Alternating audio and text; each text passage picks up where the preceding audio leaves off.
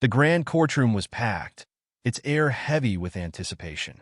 Judge Walter Stanton, a seasoned yet controversial figure known for his sharp judgments, sat on the elevated bench, adjusting his glasses with a calculated motion.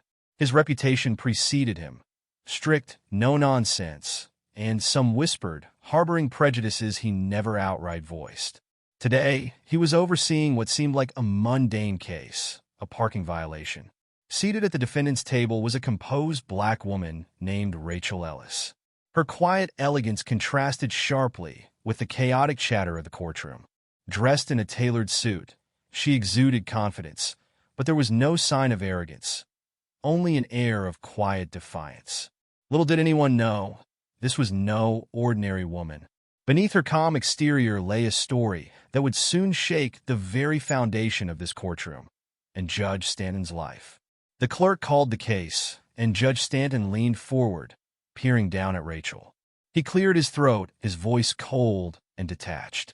"Ms. Rachel Ellis, you stand accused of parking in a restricted zone and failing to pay the issued fine. How do you plead?"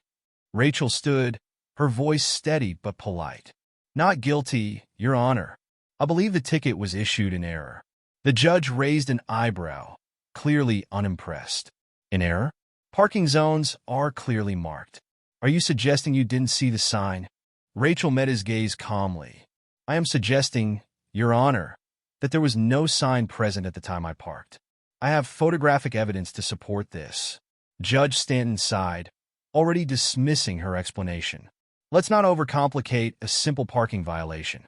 Pay the fine, and this can be over." The room fell silent as Rachel remained standing. Her voice, though soft, carried an unmistakable resolve. "With respect, Your Honor, I'm here to defend my rights. I will not pay for something I didn't do." This statement seemed to irk Stanton. His tone turned condescending. "Ms. Ellis, this is a court of law, not a debate club. If you insist on wasting the court's time, I'll have no choice but to impose additional fines." The tension in the room thickened. Rachel didn't waver. "Justice, Your Honor, is never a waste of time." The courtroom murmured, some impressed by Rachel's poise, others wary of Stanton's growing irritation. Judge Stanton's reputation as a man who despised being challenged was well known.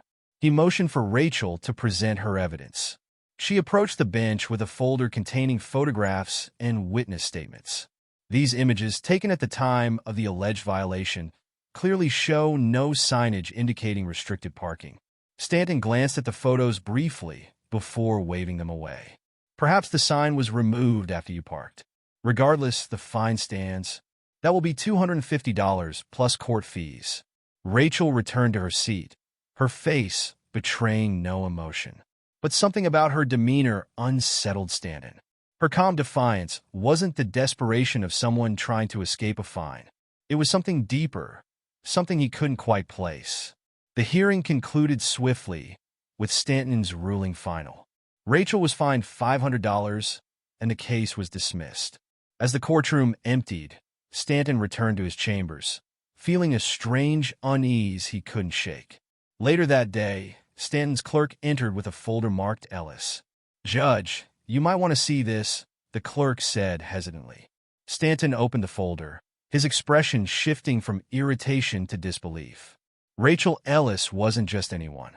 She was the CEO of Ellis Enterprises, one of the largest philanthropic organizations in the country, with a net worth exceeding billions. She had funded education programs, built hospitals, and championed social justice initiatives worldwide. Stanton's mind raced. He recalled her composed demeanor, her insistence on standing her ground, and her refusal to be dismissed. The weight of what had just happened began to settle in. He hadn't simply fined a woman for a parking violation. He had publicly disrespected one of the most influential figures in the country. By the next morning, news of the courtroom incident had spread. Social media was ablaze with hashtags like #JusticeForRachel and #CourtroomBias. Clips of the trial were circulating online, with commentators highlighting Stanton's dismissive tone and Rachel's poised responses. Stanton found himself at the center of a media firestorm. Calls for his resignation grew louder, and his past rulings were being scrutinized. He realized that Rachel's quiet defiance wasn't just about the parking ticket. It was about exposing a system that often operated without accountability. Meanwhile, Rachel remained silent, refusing to comment publicly. Her silence only fueled speculation, with some seeing her as a symbol of resilience against systemic bias. Days later, Stanton received an invitation he couldn't ignore. It was from Rachel herself, requesting a private meeting at her office. Reluctantly, he agreed, unsure of what to expect. Rachel's office was as imposing as it was elegant, with floor-to-ceiling windows offering a panoramic view of the city. When Stanton arrived, she greeted him warmly, but with a formality that made it clear she hadn't forgotten their courtroom encounter. "Judge Stanton," she began, gesturing for him to sit. "I appreciate you taking the time to meet with me." Stanton cleared his throat, struggling to find the right words. "Ms. Ellis, I wanted to apologize for how I handled your case. It was unprofessional, and I regret my actions." Rachel studied him for a moment before responding. "I didn't invite you here for an apology, Your Honor. I invited you here to discuss the larger issue at hand."